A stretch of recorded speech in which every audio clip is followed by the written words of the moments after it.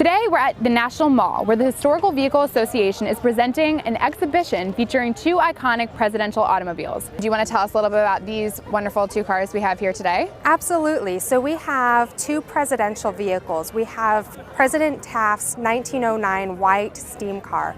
This was the first presidential limousine. This is where it all began, with presidents driving. The 1909 white steam car was really everything in the automobile world back then.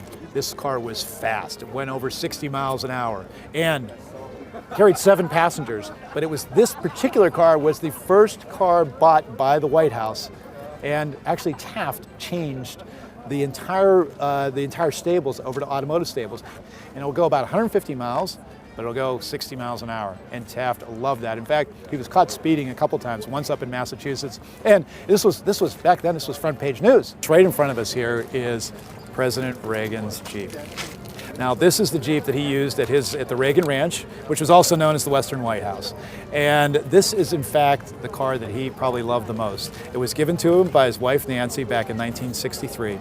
It's beat up, it's beaten, and he just loved that about it. In fact, they would have dignitaries that would come to the Reagan Ranch periodically, and he would take them around in this Jeep.